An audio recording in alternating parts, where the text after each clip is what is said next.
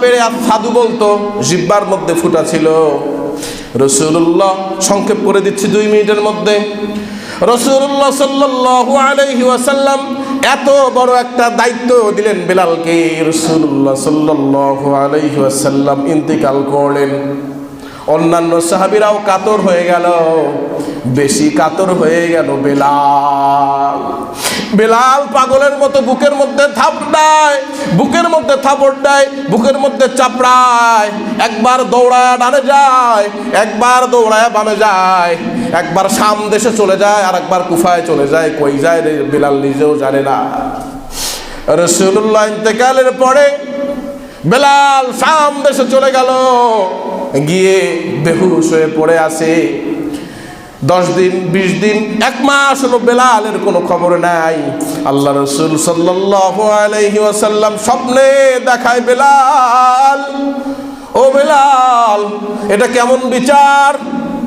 আমারে রেখে আমার জিয়ারত থুয়ে 1 মাস কত দূরে আছো রে বেলাল।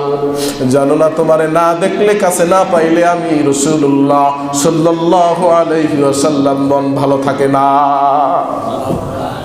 বেলাল পাগলের মতো মক্কায় দৌড়া দৌড়া আসলো।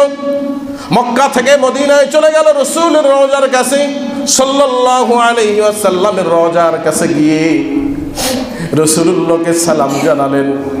সালাম জানিয়ে রাসূলুল্লাহর কদম মুবারকের কাছে বসে আছেন, কাঁদতেছেন।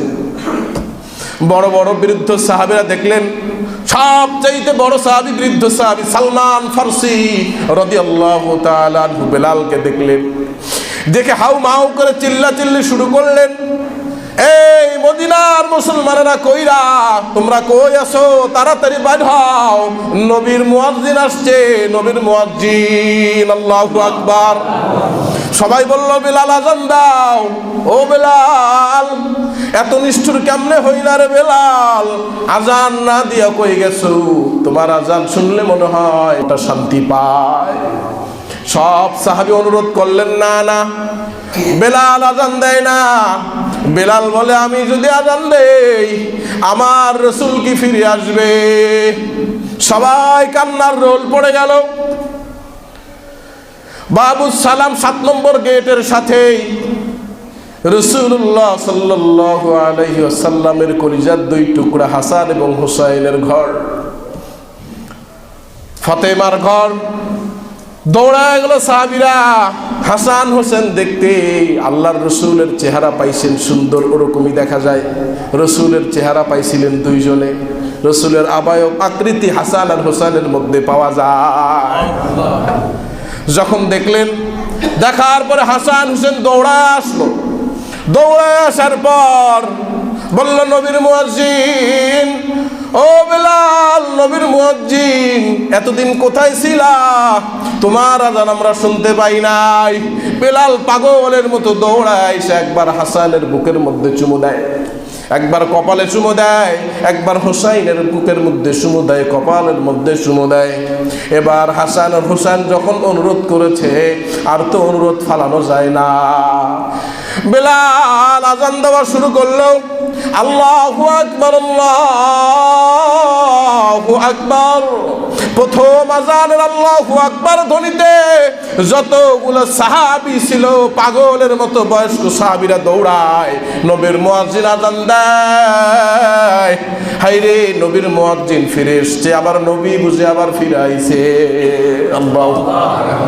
দ্বিতীয়বার বলে, আশহাদু আল্লা ইলাহা ইল্লাল্লাহ, আশহাদু আল্লা ইলাহা ইল্লাল্লাহ বলার সাথে সাথে সব সাহাবীরা, বাচ্চারা, মহিলাও দৌড় দিয়া বলে যে, চলো রে চলো, নবীর মুয়াজ্জিন আজান দেয়, নবী বুঝি ফিরে আইছে। তৃতীয়বার যখন আশহাদু আন্না মুহাম্মাদুর রাসূলুল্লাহ বলে, সবাই একত্রিত হয়ে দেখে নবীর মুয়াজ্জিন আজান দেয়, কিন্তু নবী নাই। নবীরে তো দেখা যায় না। হুজুর কই? হুজুর নাই। বেলাল আজান বন্ধ করে ঠাস করে অজ্ঞান হয়ে পড়ে গেছে। কিছুক্ষণ পরে যখন জ্ঞান ফিরল, রাসূলুল্লাহর রওজায় হযরতে বেলাল মাথা ঠুকতে ঠুকতে বলে, ইয়া রাসূলুল্লাহ, ইয়া হাবিবাল্লাহ, আপনি আমাকে মাফ করবেন। আপনি যেই মদিনায় নাই জীবিত, আমি এই মদিনায় থাকতে পারবো না।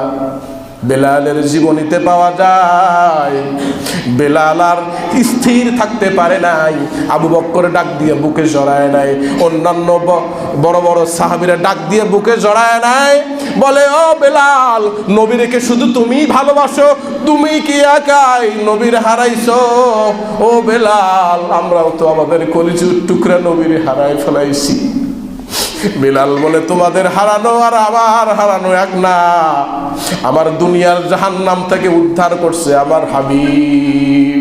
তোমরা তো এরকম দুনিয়ার জাহান্নামে ছিল না, তোমাদের জিহ্বা ফুটা করা হয় নাই, চামড়া ফাটানো হয় নাই, তোমাদেরকে উত্তপ্ত বালুর মধ্যে রাখা হয় নাই।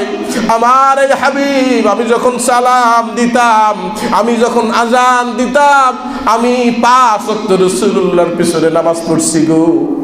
আমি রসুলকে সামনে দেখতে না পাইলে তোমরা আমার ভিতরের অবস্থা জানো না, আমার কলিজা ফাইটা আমি মারা যাব। বেলালের জীবনে আসছে বিলাল বিলাপ করতে করতে রসুলের বেদনায় শোক সহ্য করতে না পেরে কলিজা ফেটেই মারা গেছে। আল্লাহু আকবার। ইসলাম অনেক কষ্ট করে আসছে। আমরা তো দাদার পক্ষ থেকে পেয়েছি, বাবার পক্ষ থেকে পেয়েছি, রেডিমেড ইসলাম পেয়েছি, প্যাকেজ। কিন্তু তারা প্যাকেজ পায় নাই, অনেক কষ্ট করে ইসলাম আসছে। আর এই ইসলাম ধ্বংস করার জন্য কিছু এজেন্ট ঢুকে গেছে। আল্লাহ পাক রব্বুল আলামিন যেন এই এজেন্টে যারা আসছে তাদেরকে শনাক্ত করে মুসলিম উম্মার চোখের সামনে আমাদের ক্লিন করে দেয়, আমরা যেন তাদেরকে চিনতে পারি। বলি আমিন। সবাই চৌকস থাকবো তো ইনশাআল্লাহ। আমার খুব মনে